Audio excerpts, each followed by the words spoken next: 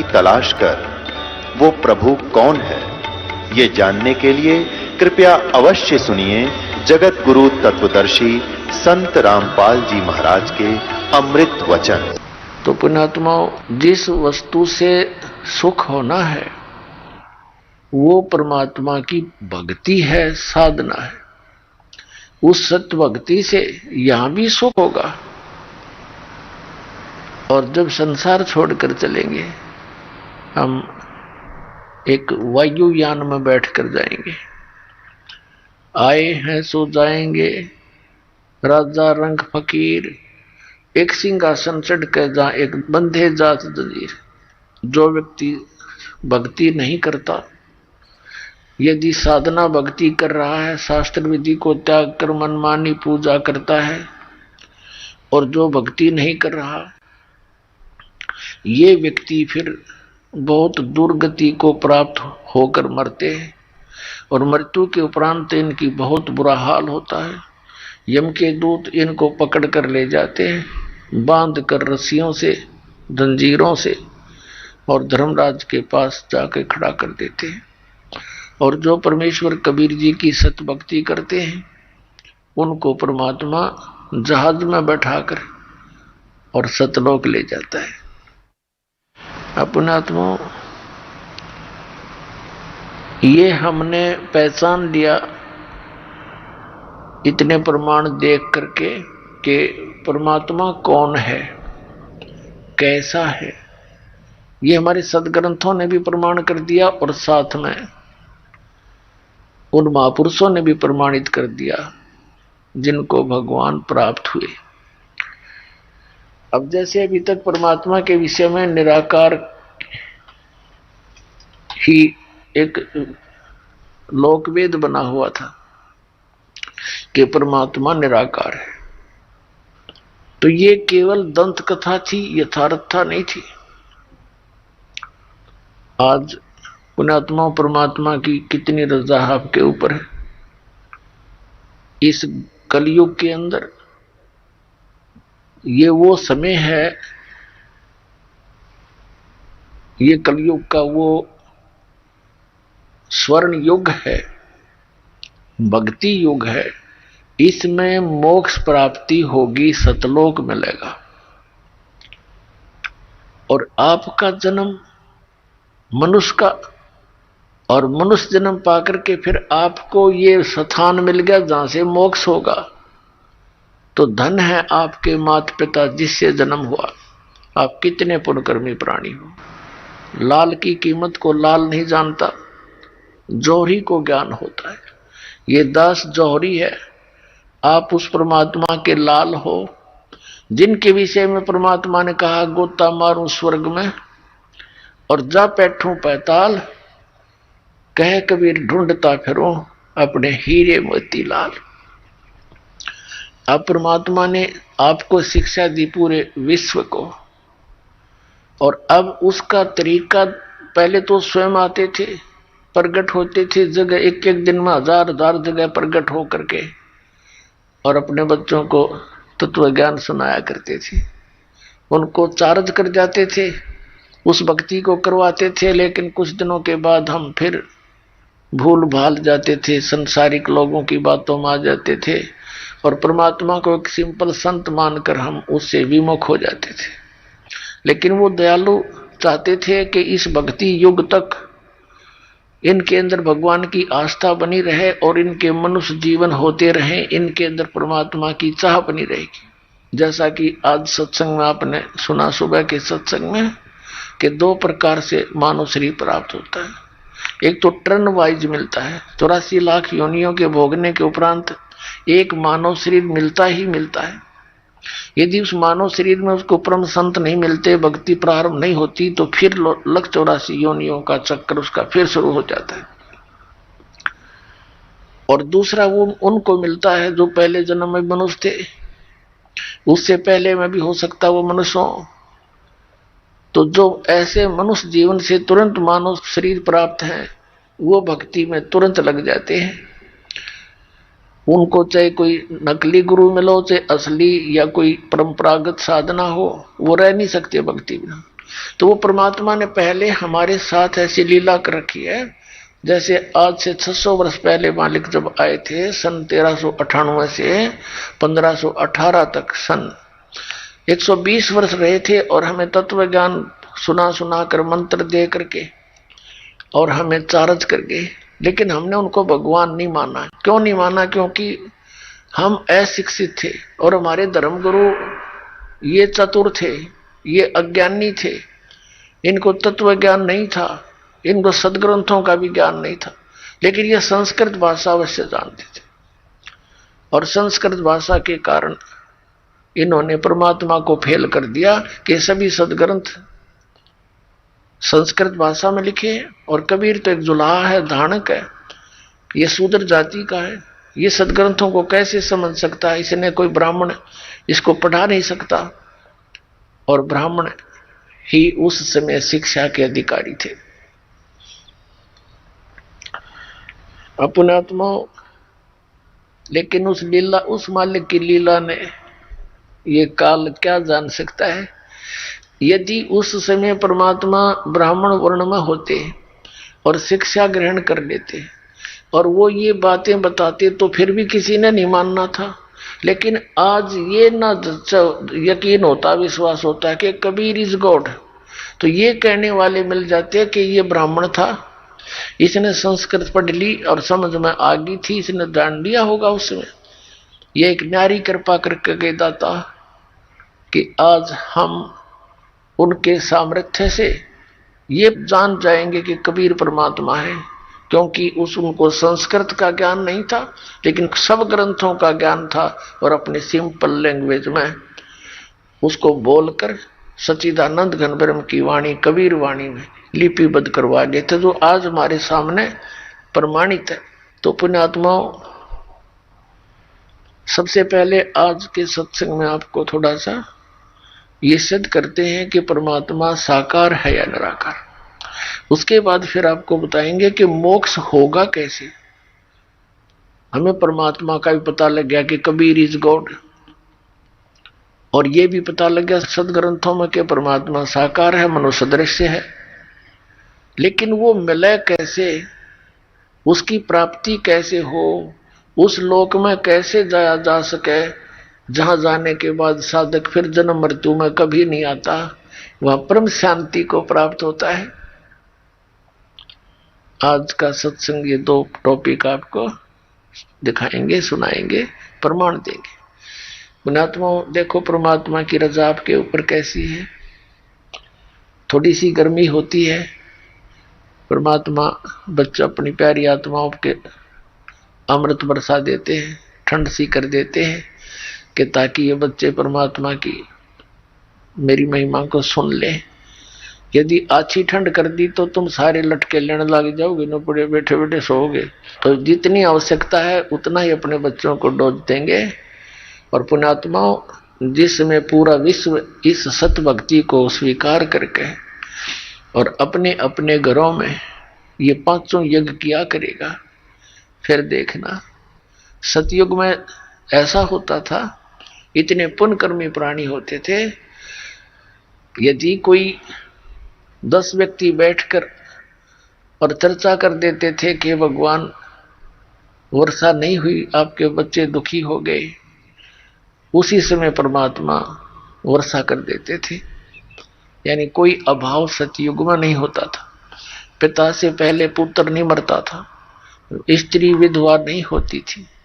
अपने आत्माओं, जब हमारे कर्म सुधर जाएंगे और जो हम कर्म कर रहे हैं सत भक्ति ये पूरा विश्व करेगा, तो सब वही सतयुग जैसा ही एक बार फिर से वातावरण होगा। ये तो भगवान ने बोल ही रखा है, तो होगा ही होगा, इसने तो रोक के नहीं सकता।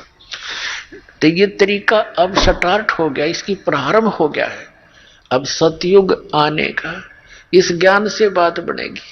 हाहाकार मची हुई है, भाई बहन का प्यार रहा ना माया माया दिखे हैं, सारा दिन दौड़ दौड़ में जीवन जाता है। 2 लड़कियां विवाह योग्य होगी, माता पिता की नींद हराम हो जाती है, और उधर से रिश्तेदारों तक दुखी परेशानियां पैदा हो जाती हैं। तो एक ऐसा सिस्टम बनाया जाएगा, ये पुरानी परंपराओं को सेट किया जाएगा। ये हमारी भक्ति बाधक है। और ये तो एक जिनको ज्ञान नहीं वो करते हैं ये डीजे पीजे। बता, परमात्मा कहते हैं कि झूठे सुख को सुख है, यू मान रहा मन मोद, यू सकल से बिना काल का, कुछ मुख में कुछ गोद। अब जैसे एक लड़के का विवाह था, सारा परिवार डीजे का नाचर बेगन तार रखा है। अगले दिन वो बारात जा रही थी, जिस गाड़ी में दुल्हा था 7-8 उसके साथी थे, एक टैंकर के टकरा के मृत्यु को प्राप्त हो गए। 7-8 आदमी थे उस कार में, सारे मर गए अगले दिन। फिर समाचार पत्रों में उनके चित्र थे, उनकी बहनों के और माता पिता के रोते हुए के बाल पाड़ रहे थे, टक्कर मार रहे थे। अब बजा ले डीजे। ये नानक साहिब जी को कहा करते लोग कि आप कभी खुशी नजर नहीं आते, मायूस से रहते हो।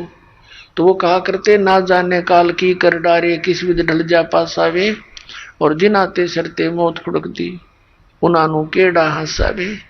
या ना जाने कब के बिजली गिर जा, हरियाणा डांस से नाचे। ये शराब नशे में कर सकता है ये आदमी ऐसे काम, होश वास में ये गलती नहीं कर सकता। विशेषकर भगत तो कर ही नहीं सकता, और भगत होकर ऐसा करता फिर उसका भक्ति का कोई रंग चढ़ा नहीं, वो तो संसार के ही रंग में रंगा हुआ है।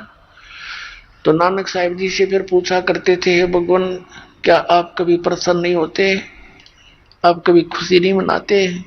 आदरणीय नानक साहिब जी कहा करते कि साध मिले साढ़े साधी होंदी, विछड़ जा दिलगिरी वे, अख दे नानक सुनो जहाना, मुश्किल हाल फकीरी वे।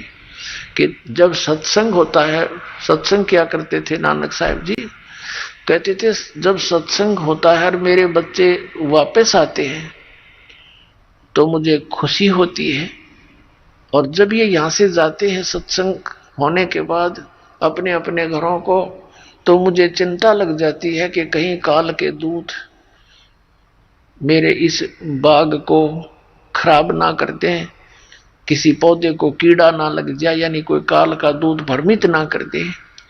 क्योंकि नानक साहिब जी के विरोधी बहुत थे, पूरा हिंदू समाज विरोधी था, सब ब्राह्मण विरोधी हो गए कि तो ब्रह्मा विष्णु महेश को कुछ नहीं समझता, इनसे ऊपर भगवान बताता है।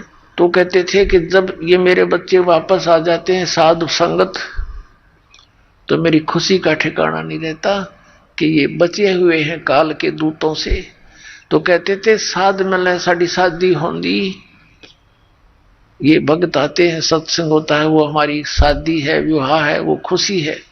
साध मिले साढ़े शादी होंदी, विछड़ जा दिलगिरी वे, अख दे नानक सुनो जहाना, या मुश्किल हाल फकीरी वे। फकीरी माने भक्ति, मुश्किल हाल फकीरी वे, कि ये भक्ति इतनी कठिन बना दी इन लोगों ने, क्योंकि हमारी मर्यादा जो है वो समाज से मेल नहीं खाती। पर समाज से मेल ना खाने से अन्य समाज के लोग हमारे भक्तों के साथ एक विशेष वाद विवाद करते हैं, और कुछ कमजोर व्यक्ति के भक्त समाज लोक लाज में आके और मर्यादा तोड़ देते हैं। मर्यादा टूट जाने के बाद फिर परमात्मा साथ नहीं देता।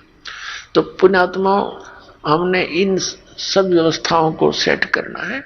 बुद्धिमान समाज है, कोई किसी के ऊपर जो दास नियम बताता है, ये कोई थोपे नहीं जाते, ये विद इसको पूर्ण ज्ञान के साथ आपको बताया जाता है कि ये करने से हमें भक्ति में यह हानि होगी और ऐसा न करने से हमें ये लाभ होगा। तो फिर बुद्धिमान समाज इसको स्वीकार कर रहा है। छोटे छोटे बच्चे भी आते हैं, कहते हैं जी मेरे पापा ने मेरे से बीड़ी मंगा ली, बंडल मंगा लिया, बहुत रोते हैं, मेरा नाम टूट गया। पापा तो बीड़ी पीवे और पुत्र माँ के साथ आकर ऐसी अच्छी शिक्षा ग्रहण करता है, तो उस पापा को भी समझना पड़ेगा एक दिन, और वो छोड़नी पड़ेंगी सारी बुराई। एक कह रहा था व्यक्ति ने बोला मेरे को तो इस मेरे पुत्र ने लाइन पर लाया, जब मैं बीड़ी पीऊं ये उठ कर चला जा, और मुझे इसमें प्रेम गढ़ा, और बीड़ी नो का पापा ये अच्छी चीज नहीं, इसको छोड़ दे। तो आखिर में मनवा छोड़नी पड़ी। एक भक्त कह रहा था जी मैंने अपने लड़के से बीड़ी मंगा ली बंडल दुकान से, लेकिन वो डर के मारे चला तो गया। दुकानदार से बोला अगले एक थैली लेगा साथ में या पॉलीथीन की, न बोला इसमें डाल दे, मैं ना हाथ लाऊं इसके, और नो लटका के ले आया। न बोला ले पापा पकड़ तेरी बंडल।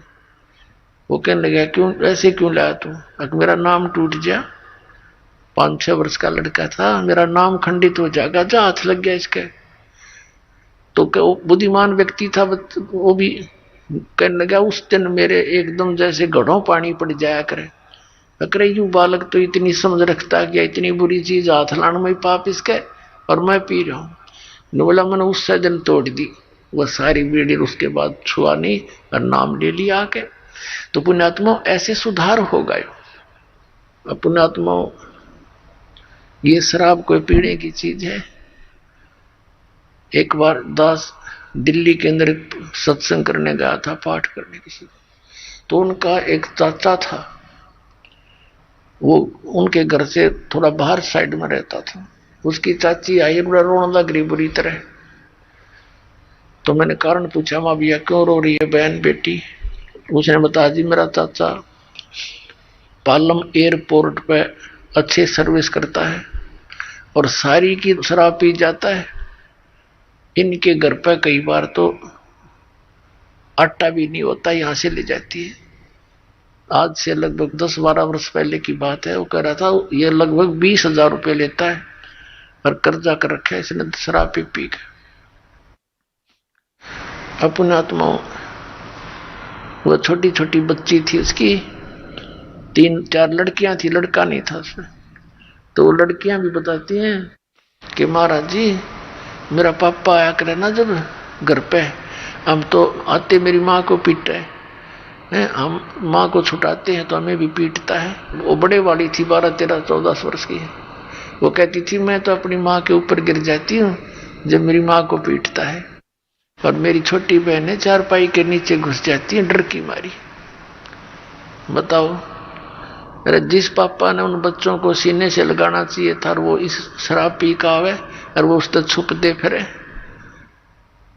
अब शाम फिर हम अगले दिन सुबह सुबह जा रहे थे घूमने के लिए, 3 दिन का पाठ करते थे, मेरे साथ 2-3 भक्त थे।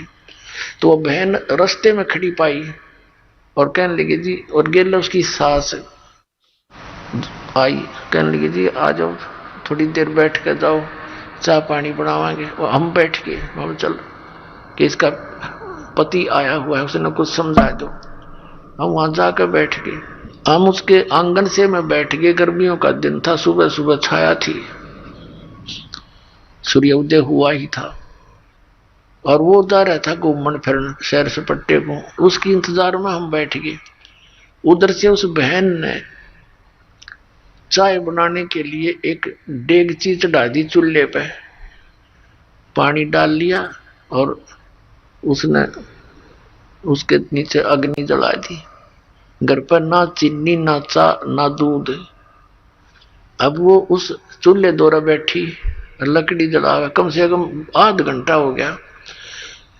तो हमने सोचा, मैं कहा भाई क्या ना वो आया और माँ बेटी हम भी घूम आते हैं, वो फिर मिल लेंगे उस तरह के। और हमने सोचे थे माँ चलिए चाय चढ़ा रही है, चाय पी के चलेंगे, हम नो ज्यादा देर लगा थी। तो हम कहने लगे उठ के हम चला उसकी सास को, हम माई हम घूम आते हैं। तो उसकी माई बोली बेटी चाय लावा न महाराज जी जावे हैं। वो रोने लगी बैठ के। शर्मा जी ने पतीला भी चढ़ा दिया, डेगची चढ़ा दी, दोपहर नौकर ने भाई कोशिश की। तो नो बोली जी ना चीनी ना दूध ना चाय की पत्ती। तो हम उठ कर चले, माँ बेटी तेरी हमने पिए ली, नो सोच ले जब तेरी भावना ऐसी है। फिर उसको समझाया काफी मारा निकम्मे, एक बात बता, तेने सामने बच्चों के लिए लेकर आना चाहिए कुछ फल फ्रूट, इतनी बढ़िया नौकरी तू करता है और तेरे तेरे बच्चे तुझे देखकर ऐसे छुप जाते हैं। तो वो बिना पिए था तो उसने सारी बात मान ली, आगे समझ में सच। तो उसने 2 दिन छुट्टी ले ली, सत्संग सुना, पुण्यात्माओं उसने उपदेश ले लिया। फिर तनख्वाह ठीक थी, तीसरे महीने मोटरसाइकिल कढ़ा ली, स्कूटर, बच्चा ने बढ़िया कपड़े लाया और ठीक ठाक घर की सेटिंग कर ली। तो ऐसे इस ज्ञान से धीरे धीरे सुधार होगा, क्योंकि हमारे आसपास बुराई घनी फैल गई। तो जो ना बुराई करना चाहते बच्चे वही बुराई में अग्रसर हो गए। और जब ये सच्चा ज्ञान और इस प्रकार का माहौल बढ़ेगा तो जो बुराई कर रहे हैं वो भी छोड़ देंगे, इन्हें उनको छोड़नी पड़ेगी। या कोई कर्ण का काम है, नाश करण का, इज्जत नहीं, गली में पड़ा पड़ा कुत्ते मुत्ता उसके मुंह पे, ऐसा बुरा हाल। तो इस प्रकार ये ज्ञान सुधार में होगा। तो अब हमने सबसे पहले आपको दिखाते हैं कि परमात्मा कैसा है, फिर आज बताएंगे आपको वो कैसे मिलता है। अब सबसे पहले आपको, अब देखिएगा, अपने आत्माओं ने तो ईसाई धर्म के व्यक्ति, श्रद्धालु, उनके जो गुरु हैं वो अपने पवित्र शास्त्र से परिचित, पवित्र बाइबल पवित्र ईसाई धर्म का एक प्रमाणित सदग्रंथ है। और वो क्या बताता है, और ईसाई धर्म के अंदर कौन सी लोकवेद चल रहा है कि गॉड इज फॉर्मलेस, परमात्मा निराकार है। और पवित्र बाइबल क्या बताता है देखिएगा। पवित्र बाइबल, संपूर्ण अध्ययन बाइबल, ये है संपूर्ण बाइबल। इसके प्रबंधक संपादक हैं डेविड स्टुअर्ट, अंग्रेजी में प्रधान संपादक Donald C Stamps M division DV, संयुक्त संपादक जे वेस्ले आदम्स पीएचडी, संपादक ये सारे इनके। Full life study Bible.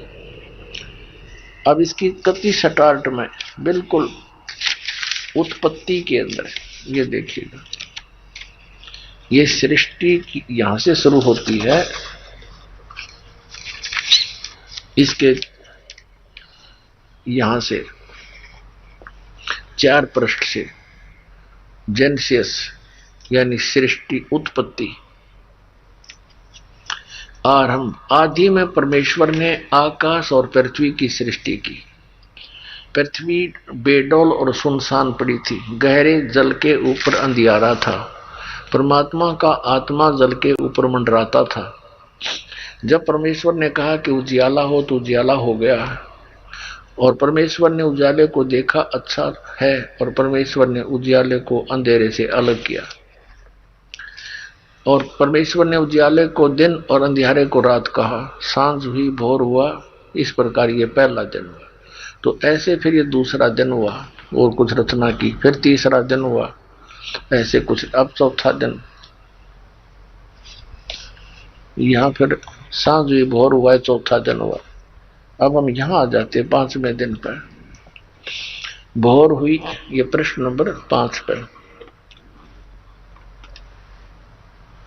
यहां लिखा कि भोर हुई, सांझ हुई, भोर हुआ, और इस प्रकार ये 5वां दिन। अब हम 6वां दिन पढ़ाएंगे।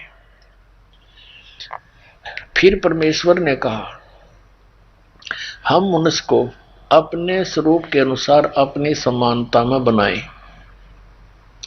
वे समुद्र की मछलियों और आकाश के पक्षियों और घरेलू पशुओं और सारी पृथ्वी पर और सब रेंगने वाले जंतुओं पर जो पृथ्वी पर रेंगते अधिकार रखे। तब परमेश्वर ने मनुष्य को अपने स्वरूप अनुसार उत्पन्न किया। अपने ही स्वरूप के अनुसार परमेश्वर ने उसको उत्पन्न किया, नर और नारी करके उसने मनुष्य की सृष्टि की।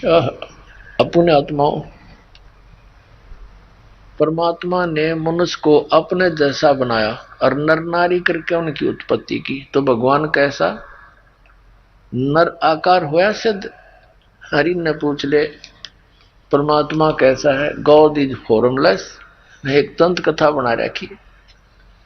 अब परमात्मा कहा करते, मोती मुक्ता दर्शत नाई, ये जग है सब अंदरे, दिखत के तो नैन चसम, इनका फेरा मोतिया बंदरे।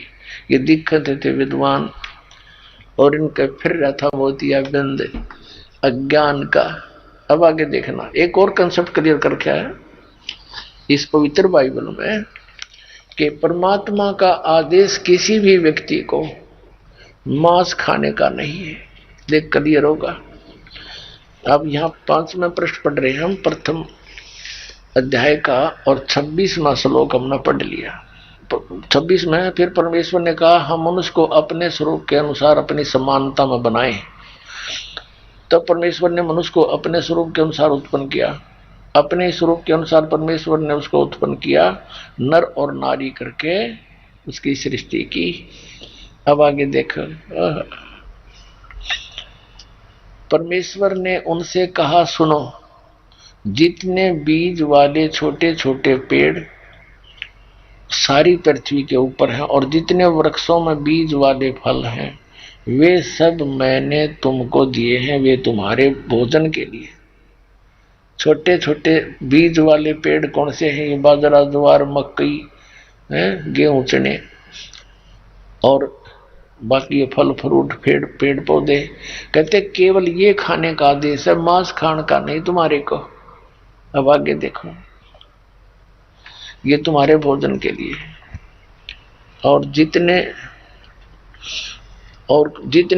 पृथ्वी के पशु और आकाश के पक्षी और पृथ्वी पर रेंगने वाले जंतु हैं, जिनमें जीवन का प्राण है, उन सब के खाने के लिए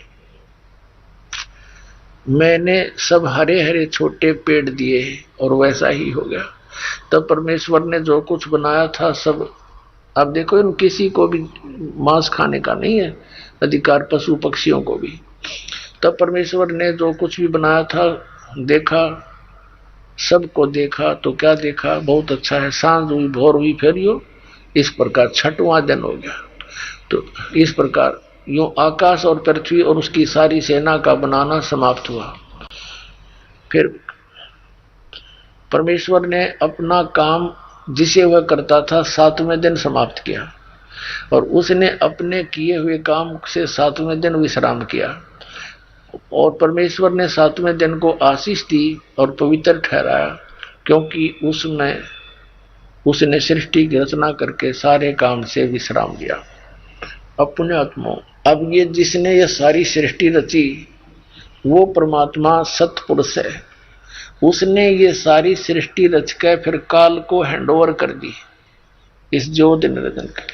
फिर इसने आगे अपने पुत्रों को के द्वारा इसकी सारी व्यवस्था बनवाई। इसके लिए वैसे तो लंबा चैप्टर है इसमें, लेकिन हम अधिक ना जाएं गहराई में क्योंकि समय थोड़ा है। तो हमने ये सिद्ध हो गया कि परमात्मा ने एक तो मांस खाने का आदेश नहीं दिया और मनुष्य को अपने जैसा बनाया, तो परमात्मा भी मनुष्य जैसा ही है। यानी 6 दिन में सृष्टि रची और 7वें दिन विश्राम लिया। पवित्र बाइबल ने सिद्ध कर दिया कि God is in man form, परमात्मा मनुष्य सदृश है।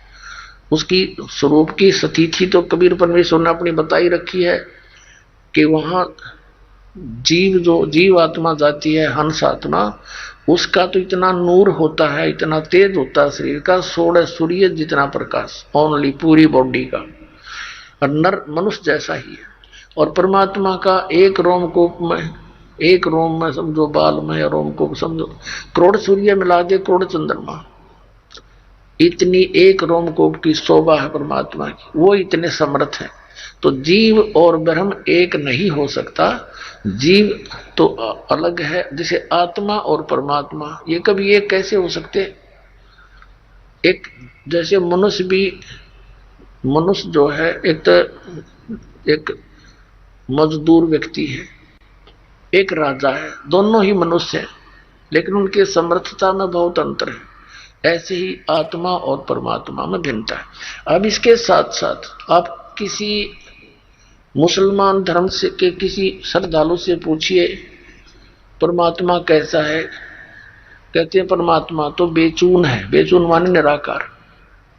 और पवित्र कुरान शरीफ हमें क्या संकेत दे रही है, देखिए ये कुरान शरीफ है, इसके विषय में लिखा है कि यह इस फारसी की यहाँ पर अरबी भाषा का ये हिंदी अनुवाद, यह वह इल्हामी किताब है जिसमें कोई संदेह की गुंजाइश नहीं, यानी इसमें जो लिखा वो हमने पूरा मान्य है, ये मुसलमान भाइयों की तरफ से है। इसमें जो लिखा है इसमें कोई अगर मगर करने की जरूरत नहीं, हमने ये फाइनल है, इसमें सच लिखा है। ठीक, अब ये कहां से छपी है, मुतरजमा, ये इसका अर्थ है शास्त्रीय अरबी पदवी पर नागरी लिपि में, रूपांतरकार हैं नंद कुमार अवस्थी, और ये शेरवानी संस्करण। ये कहां से छपा है,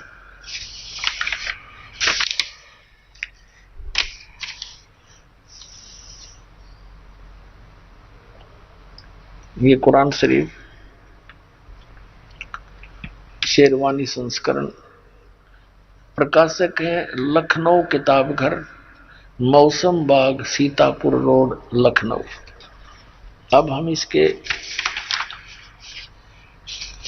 ये मुद्रक भी यही है, मुद्रक है लखनऊ पब्लिशिंग हाउस, वो ये 37 कैंटोनमेंट रोड, लखनऊ। अब हम इसके सूरत फुरकानी 25 में पहुंचते हैं। ये पृष्ठ 604 पर, पृष्ठ 604 पर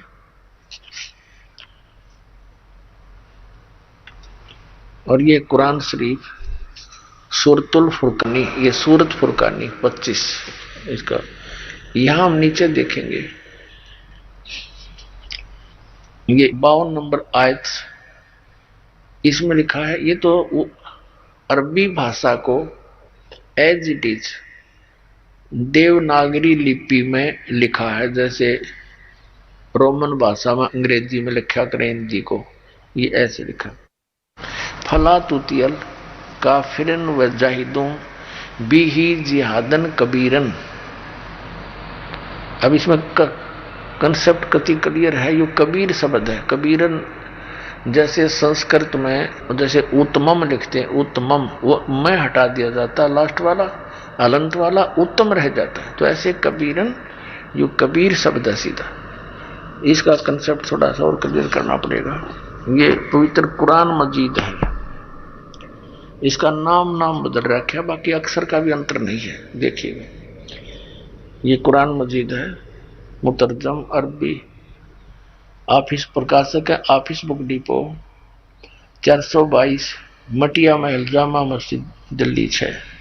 हिंदी मुतरजम माँ और बिन मतन, तजुर्मा यानी अनुवाद मौलाना फतेह मोहम्मद खान साहिब जालंधरी, तसही मौलाना अब्दुल मजीद सरवर साहिब, प्रकाशक Farid book depot private limited, नई दिल्ली, इतने।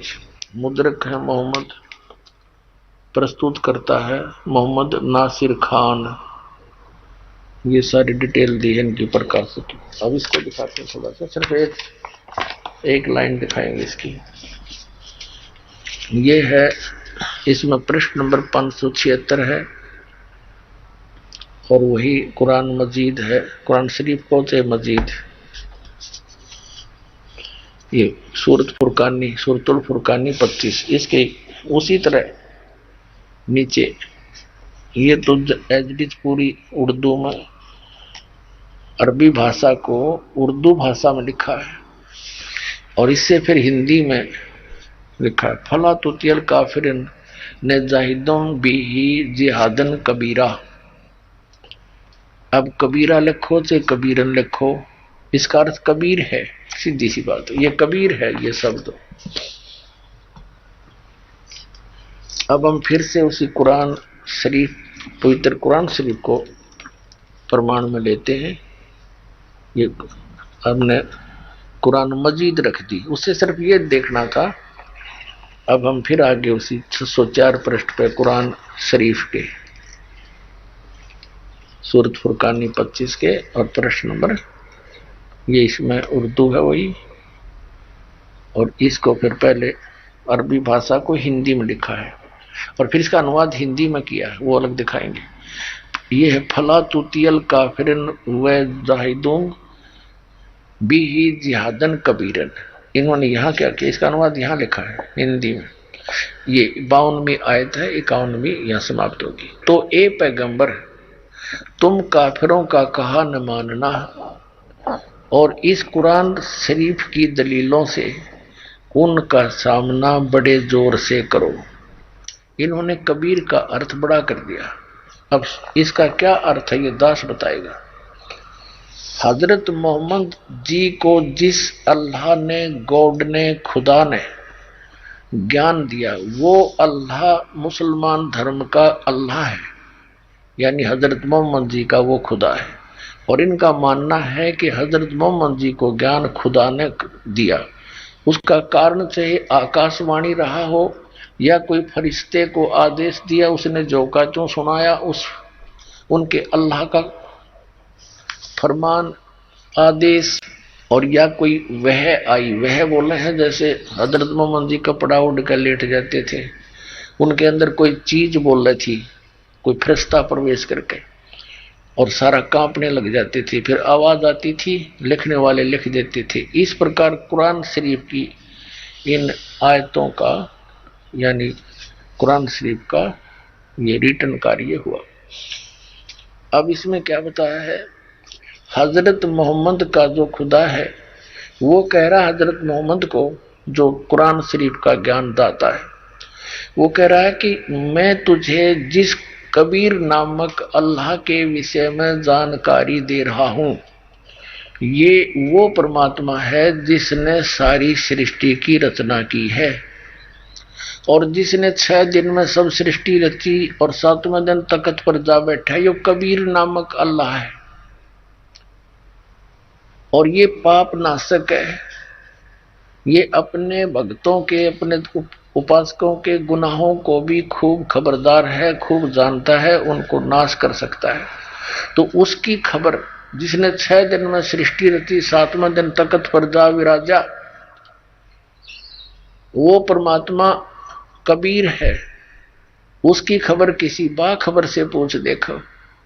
बाखबर माने तत्वदर्शी संत से, यानी वेल नोन, पूर्ण परिचित परमात्मा का पूर्ण परिचित संत हो, उससे पूछो। कुरान शरीफ का ज्ञान दाता उस परमात्मा के विषय में ज्ञान नहीं जानता, वो कहता है उस परमात्मा के बारे में किसी तत्वदर्शी संत से पूछ ले, और वो ही है जिसने सारी सृष्टि रची, सब मनुष्य जीवों की उत्पत्ति की और 6 दिन में सृष्टि रचकर 7वें दिन तख्त पर जा विराजा, वो कबीर अल्लाह है। इसी प्रकार श्रीमद् भगवद गीता अध्याय नंबर 4 के श्लोक नंबर 34 में गीता ज्ञानदाता भी कंप्लीट ज्ञान नहीं रखता उस परम पिता के बारे में। उसने भी यही कहा है कि उस तत्व ज्ञान को, जो परमात्मा के विषय में जानकारी कंप्लीट है जिसमें, उस ज्ञान को तू तत्वदर्शी संतों के पास जाकर समझ। जो कुरान शरीफ का ज्ञान दाता है वही श्रीमद् भगवत गीता का ज्ञान दाता है, ये समझ लेना। अब आपको फिर दिखाते हैं, देखिएगा।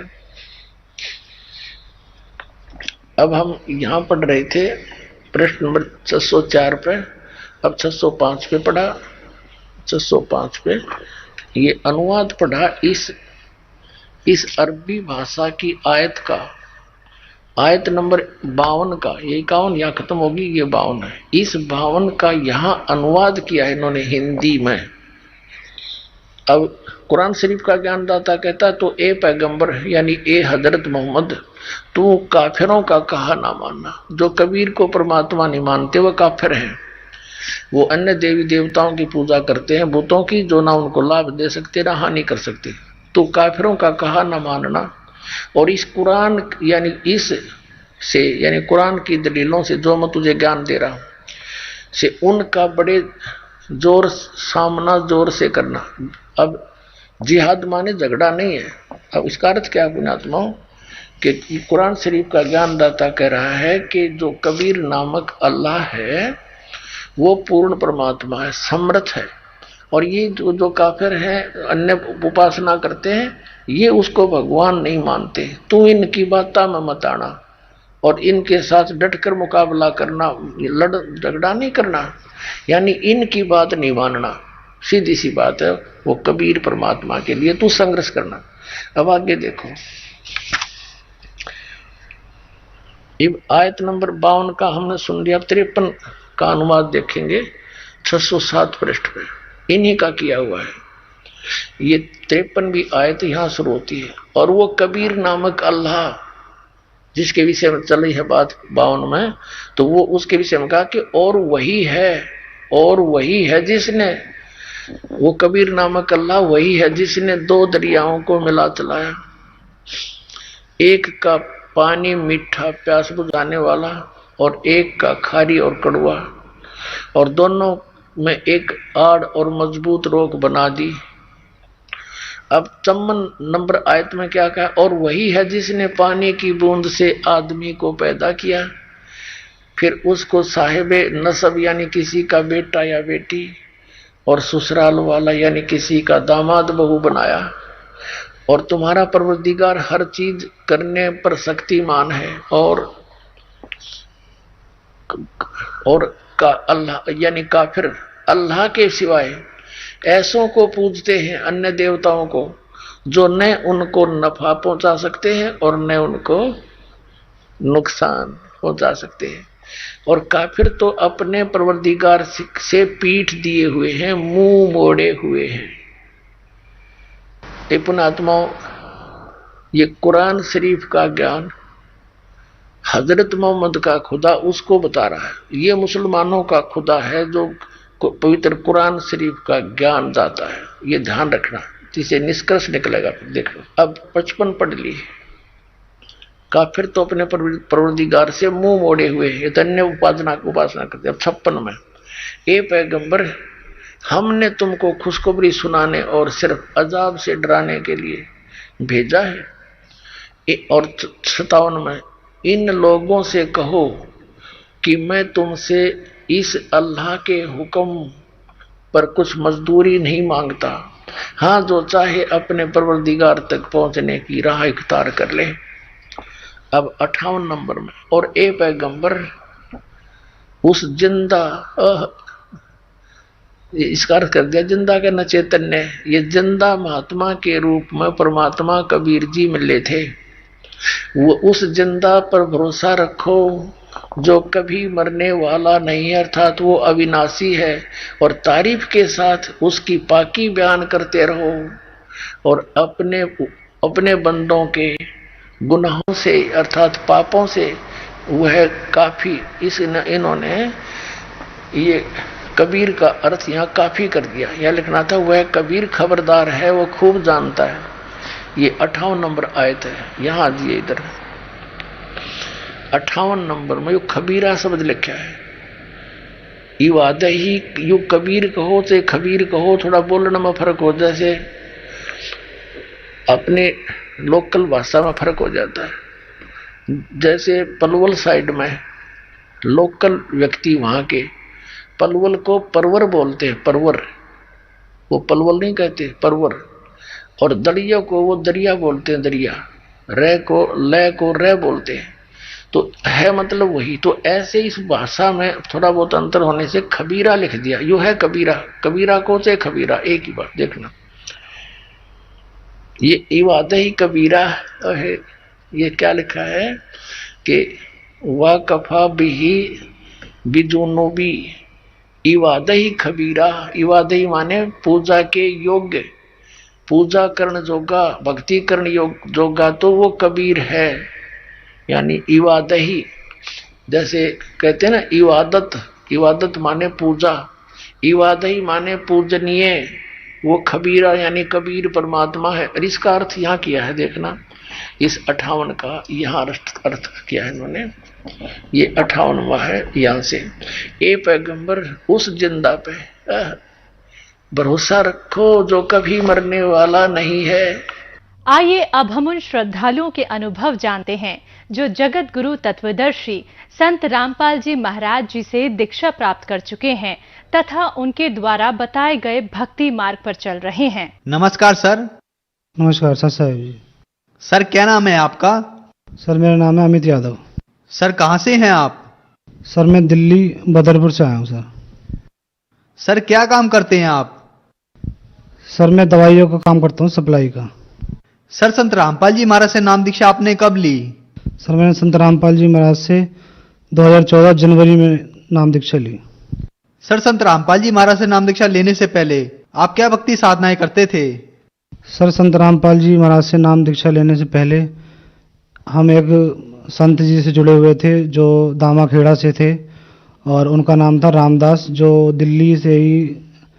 दिल्ली में रहते थे, लकड़पुर में। कबीरपंथी थे वो, जो दामाखेड़ा से थे, कबीरपंथी थे। सर आपने बताया कि आप दामाखेड़ा पंथ कबीर पंथियों से जुड़े हुए थे, तो जो भी भक्ति साधनाएं आप करते थे उनसे आपको क्या लाभ मिले?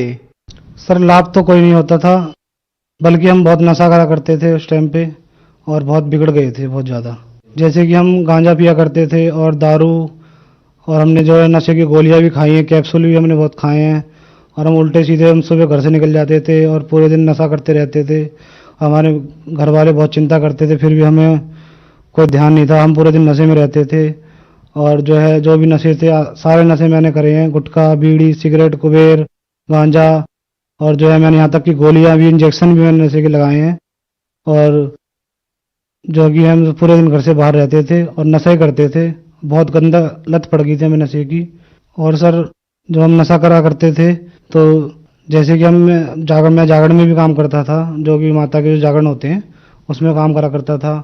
तो उसमें क्या था कि हम नशा करके सिंगिंग करता था, मैं नशा करके हम सिंगिंग करते थे और वहाँ पे दारू पी के जो है माता के जागरण में सब दारू पिया करते थे, कोई गांजा पीता था जब वो सिंगिंग करते थे, ढोल बजाते थे। और जो है ना वहाँ पे क्या था, हम लड़कीबाजी भी करने लग गए, गलत संगत में पड़ गए थे बहुत। तो वहाँ पे एक लड़की से मेरी दोस्ती हुई थी, तो उसी दौरान उसके 5-7 महीने बाद, 8 महीने बाद उस लड़की ने जो है मेरे ऊपर एक केस डाल दिया था, क्योंकि उनने मुझे कुछ खिला पिला रखा था, तांत्रिक विद्या मेरे ऊपर कर रखी थी। जो वो कहती थी मैं वही करता था और उसके पीछे पीछे जब वो मुझे बुलाती थी, जब मैं जाता था, जहाँ बुलाती थी वहीं जाता था। और उसने मुझे जो है मेरा दिमाग को, मेरा माइंड घुमा दिया था कुछ खिला के तांत्रिक विद्या से। तो उस लड़की ने मेरे ऊपर ऐसा केस डाल दिया था जो कि बहुत गंदा केस होता है। जो उसने मेरे ऊपर 376 रेप का केस डाल रखा था, 506 जो धोखाधड़ी का केस होता है वो केस डाल दिया था। तो इस चक्कर में मेरे को जो है अगले दिन जब उन्होंने केस डाला था, उसके बाद मेरे को पुलिस पकड़ के ले गई थी, उठा के ले गई थी। पहले मुझे कोर्ट में ले गई थी, तो वहाँ मुझे जज ने और वकीलों ने और पुलिस वालों ने बहुत डराया धमकाया कि तेरे को 7 साल की सज़ा हो जाएगी और तूने ऐसा गंदा कर्म क्यों करा। मैंने उनको बताया कि सर मैंने ऐसा कुछ नहीं करा, फिर भी उन्होंने मुझे वो डरा धमकाया कि भाई अगर ये साबित हो गया तो तेरे ऊपर जो है 7 साल की सज़ा हो जाएगी। उसके बाद मेरे को वो दिल्ली तिहाड़ जेल में ले गए, जहाँ मुझे उन्होंने बंद कर दिया। और उसके बाद मैं बहुत रोया, बहुत दुखी हुआ। और फिर मुझसे वहाँ काम भी कराया करते थे वो बहुत, जैसे हमारे माता पिता जी जो दामाखेड़ा से जुड़े हुए थे, जो कि रामदास जी गुरु जी थे, जो उनसे जुड़े हुए थे, उनकी भक्ति करते हुए हमारी सिस्टर थी, छोटी बहन थी जो मेरे से छोटी थी, वो एक दिन जो है किसी कारणवश वो फल फ्रूट लेने गई थी। वहाँ एक बड़ा नहर है, नाला है, उस नाले में भीड़ के कारण वो गिर गई। फिर उसके बाद हम उसको ढूंढते रहे, उनकी लाश जो है तीन दिन बाद हमें जो है 50-60 किलोमीटर दूर जाके उस नहर में मिली, जो कि बहुत फूल गई थी। इतनी भक्ति हम करते थे उनकी, दामाखेड़ा वालों की, फिर भी हमारी बहन के संग ऐसा हुआ और उनकी लाश से फूल गई थी, इतनी बदबू आ रही थी उसमें। जो हमारे दामाखेड़ा जी गुरु थे उनसे हमने बोला ऐसा कैसा हो गया, तो उन्होंने कोई जवाब नहीं दिया इसके ऊपर। और हम बहुत परेशान रहते थे। और जो है मैं तिहाड़ जेल में था उस टाइम पे, बहुत दुख थे। और इसी दुख के कारण पापा मम्मी कई संतों के पास, कहीं बहुत तांत्रिकों के पास जाया करते थे कि इसका कुछ इलाज मिले, क्या करें, बहुत बिगड़ गया लड़का। जब मैं जेल में गया उससे पहले पापा को टीबी की बीमारी थी और टीबी की बीमारी में हमने डॉक्टरों को बहुत दिखाया, उसमें आराम नहीं आता था। हमने आयुर्वेदिक जो वैद्य थे एक, उनको भी दिखाया था, उनकी भी दवाई हमने लगातार 1 साल लगभग ली, उससे भी हमें आराम नहीं आया। जब दामाखेड़ा जो गुरुजी थे उनकी हम भक्ति करते थे, दामाखेड़ा से जो रामदास जी, उनकी भक्ति से हमें कोई लाभ नहीं मिला और हमें जो है कष्ट पे कष्ट उठाने पड़ रहे थे। सर फिर आप संत रामपाल जी महाराज की शरण में कैसे आए? सर जब मैं तिहाड़ जेल में था, जब हमारे माता पिता ने साधना चैनल पे जब सत्संग देखते थे, वो टीवी पे साधना चैनल उन्होंने लगाया, जब संत रामपाल जी महाराज का सत्संग उन्होंने सुना तो उनकी आत्मा रोई, क्योंकि हम पहले से कबीरपंथी थे, तो हमें मालिक का परमात्मा के बारे में इतना ज्ञान संत रामपाल जी महाराज हमारे माता पिता को सुनाया, उन्होंने सुना तो तुरंत अगले दिन वो आश्रम के लिए रवाना हो गए नाम लेने के लिए, और उन्होंने संत रामपाल जी महाराज से नाम दीक्षा ली। सर आपने बताया कि आप दामाखेड़ा पंथ कबीर पंथियों की भक्ति करते थे, उनसे आपको कोई लाभ नहीं हुआ बल्कि हानि हुई। आप मात्र 18 साल की उम्र में नशा करते थे, शराब पीते थे, हुक्का पीते थे, चिलम भी पीते थे, नशे की गोलियां भी खाते थे, यहाँ तक कि आप नशे के इंजेक्शन भी लगाया करते थे। आप नशे में बुरी तरह डूब गए थे। उसके बाद जागरण में जाते थे, नशा करते करते आप सिंगिंग करते थे। आपके ऊपर कष्ट ही कष्ट आए। तो फिर संत रामपाल जी महाराज की शरण में आने के बाद क्या आपको कोई लाभ भी प्राप्त हुए? जब मैं तिहाड़ जेल में था तो हमारे पिताजी बहुत दुखी थे। माता पिताजी जो हमारे गुरु थे रामदास दामाखेड़ा से, उनसे उन्होंने अरदास लगाई, पूछा कि इसका कुछ, हमारे बेटे का जो है इतना दुखी है, कष्ट है, इसका निवारण करो और इसका कैसे क्या करना है। तो उन्होंने सीधा जवाब दे दिया कि मैं इसमें कुछ नहीं कर सकता। जब मैं तिहाड़ में था, जब मेरे पे केस चल रहा था, तो हमारे माता पिताजी ने वकील कर रखा था। जब मुझे जेल में, तिहाड़ जेल में 15-20 दिन हो गए थे, तो उस वकील ने जो थे वो कुछ करता नहीं था। वो पैसे हम कम से कम 1-1.5 लाख रुपए हमसे ठग चुका था। कहता था बस निकलवा दूंगा और ये कर दूंगा, बोलता रहता था वो, लेकिन उन्होंने कम से कम 1.5 लाख रुपए हमारे माता पिता ठग लिए थे।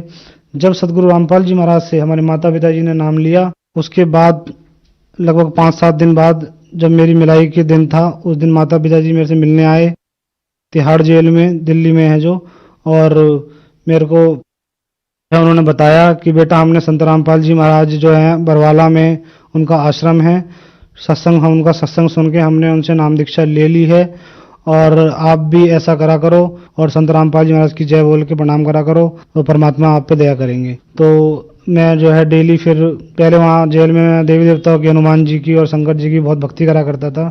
फिर हमारे पिताजी ने जब से मना कर दिया, मैंने वो छोड़ दी और मैं प्रणाम करने लग गया, संत रामपाल जी महाराज से गुहार लगाने लग गया, परमात्मा से प्रार्थना लगाने लग गया, परमात्मा मुझे बताओ। और उसी के 4 दिन बाद रात का समय 8 बजे था, जब मैं बैरिंग के अंदर था और मैं बहुत माता पिता की याद आ रही थी और मैं उस टाइम रो रहा था, तो मेरी आवाज़ लगाई, जो वहाँ पुलिस वाले होते हैं उन्होंने आवाज़ लगाई अमित यादव के नाम से। तो मैं उठा, तो मैंने सोचा क्या हो गया, क्या मुझे और कहीं ले जा रहे हैं या मुझे मारेंगे। मैं बहुत डर गया था, लेकिन उन्होंने बोला कि भाई तेरी जो है बेल हो गई है और 9 बजे तेरे को जो है बाहर चले जाना, उन्होंने बोला था बाहर छोड़ के आएंगे 9 बजे। उस टाइम फिर मैं बाहर आया, फिर मेरे माता पिताजी मुझे मिले, बहुत रोए थे माता पिताजी और मुझे घर ले गए। फिर अगले दिन मुझको बरवाला आश्रम संत रामपाल जी महाराज के पास ले गए, जहां मैंने सतगुरु रामपाल जी महाराज की दया से नाम दीक्षा ली। हमारे वकील थे जो, उन्होंने मुझे साइड में ले जाके बताया, और तेरे को बाज्यत बरी होगा तू, और ये मेरे बस की बात नहीं है, ये तुम्हारे जो गुरु हैं संत रामपाल जी महाराज, उनकी कृपा है। और ऐसे बहुत केस होते हैं, जितने भी केस हम पे आए हैं उन केसों में सब पे सजा होती है, लेकिन तेरा एक ऐसा केस देखा है तेरे गुरु जी की दया से जो तू बाइज्जत बरी हो जाएगा। और मैंने फिर पूछा वकील साहब से, मैंने वकील साहब क्या हुआ, तो उन्होंने बोला बेटा तेरे गुरु जी की दया से तू बाइज्जत बरी हो गया है और ये तेरे गुरु जी की दया है और इसमें हमारा कोई सहयोग नहीं है, संत रामपाल जी महाराज ने किया है। जब मैं संत रामपाल जी महाराज से नाम दीक्षा नहीं ली थी, उससे पहले मैं बहुत नशा करा करता था, नशे में पूरा घिर चुका था। उससे मेरे मम्मी पापा रिश्तेदार सब परेशान थे। जैसे मैं दारू भी पिया करता था और गांजा अफीम, और मैंने जो है गोलियां भी नशे की खाई है, इंजेक्शन भी मैंने लगाए, और गुटखा बीड़ी मैंने कुछ नहीं छोड़ा, जो भी नशा है सब नशा मैं करता था और मेरा बुरा हाल हो चुका था। मैं सूख के एकदम जैसे मरने की तरह हो जाते हैं, बिल्कुल सुकुड़ा पतला सा हो गया था। और मुझे सब चिढ़ाया करते थे रिश्तेदार, मुझे हमारे माता पिता को बोला करते थे कि ये मर जाएगा। और जब मैंने संत रामपाल जी महाराज से नाम दीक्षा ली तो ये सब नशे मेरे छूट गए और मुझे बहुत अच्छा मालिक की तरह से जीवन मिला। मैं एक लाभ और बताता हूँ कि जब मेरी शादी हुई थी तो उसके बाद 1 साल हो गया, धीरे धीरे 2 साल हो गए, तो हमारे जो है बच्चे नहीं होते थे। तो 2 साल बाद हमें कई लोग बोलते भी थे, जैसे बोलने लग जाते हैं आस पड़ोसी या रिश्तेदार। तो हमारी वाइफ को भी बोलने लग गए थे, जो उल्टा सीधा आजकल समाज में बुराइयाँ फैली हुई हैं, ऐसे बोलने लग गए थे। तो हमने फिर सोच विचार करा, आगे फिर डॉक्टर को जो है दिखाया था। फिर डॉक्टर ने जो है टेस्ट किए थे, तो उसने बताया था कि आपके जो है बच्चा नहीं हो सकता है। और क्योंकि आप फिर मेरे से पूछा था उन्होंने क्या क्या नशा करते थे, तो मैंने बताया था जैसे मैं गांजा पीता था और दारू भी पीता था, और मैंने जो है कैप्सूल खाए नशे के, इंजेक्शन भी लगाए हैं। तो उन्होंने बोला था कि जो धूम्रपान आप करते थे नशे की वजह से आपके कीटाणु जो है नील हो गए हैं, और इसकी वजह से आप बाप नहीं बन सकते।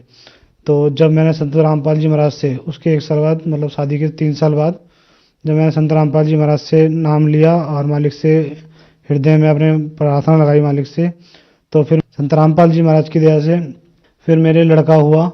और उसके 1 साल बाद ही मेरे एक मालिक की दया से एक लड़की भी हुई संत रामपाल जी महाराज की दया से। और मुझे और भी कई लाभ हुए हैं, जैसे हमारी मम्मी थी, उनके मम्मी के ऊपर जो हमारी बहन नहर में गिर गई थी, उनको जो उनकी आत्मा थी जो उन्हें परेशान करा करती थी, घर में बर्तन फेंकती थी, हमारे पापा मम्मी को हमें मारती थी, उनके ऊपर आ जाती थी, और वो बहुत दंगा करती थी घर में और सारा सामान तोड़ देती थी।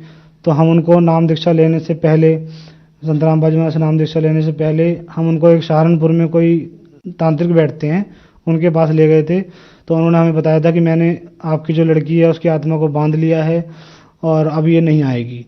फिर हम घर आ गए थे, उसके 3 दिन बाद वो फिर आ गई और फिर वैसे ड्रामा करने लगी। और इससे हमें निजात जब मिली, जब हमने संत रामपाल जी महाराज से नाम लिया, जब से मम्मी बिल्कुल ठीक हैं और परमात्मा की सेवा करती हैं और भक्ति करती हैं। सर, जो समाज आज आपको देख रहा है, आप उन्हें क्या संदेश देना चाहते हैं? मैं सभी भगत समाज को यही संदेश देना चाहता हूँ कि पूर्ण परमात्मा धरती पे आ चुके हैं, और संत रामपाल जी महाराज का सत्संग सुने साधना चैनल पर, और ज्ञान को समझें, गीता वेदों में मिलाएं, किसी का कहना ना माने, किसी गुरु के चक्कर में ना पड़े। गीता वेदों में संत रामपाल जी महाराज जो बताते हैं उनको मिलाएं, और सतगुरु रामपाल जी महाराज से नाम दीक्षा लेके अपना कल्याण करवाएं। सर, आज का युवा नशे में लिप्त है। नशा एक बहुत बड़ी बीमारी बनता चला जा रहा है। आप भी बहुत सारा नशा करते थे, और जो लोग नशा करते हैं और बहुत सारे पैसे खर्च करने के बाद भी वे अपना नशा नहीं छोड़ पा रहे हैं, तो क्या संत रामपाल जी महाराज से उनका नशा छूट सकता है? हाँ जी, जैसे मैं नशा करा करता था, संत रामपाल जी महाराज की दया से मेरा नाम दीक्षा लेते ही सारा नशा छूट गया।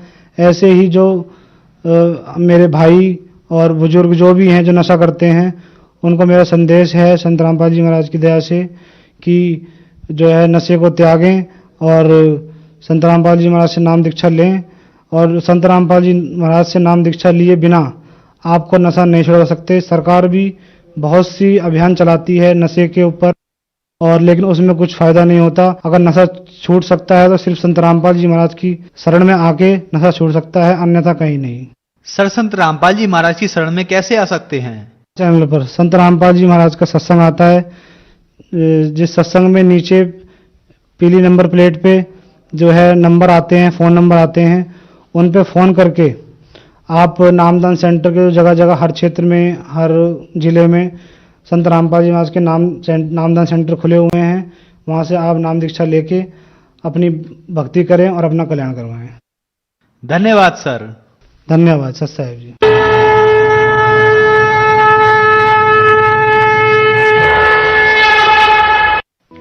आप सुन रहे थे जगत गुरु तत्वदर्शी संत रामपाल जी महाराज के मंगल प्रवचन। अधिक जानकारी के लिए संपर्क करें 8222880541 822288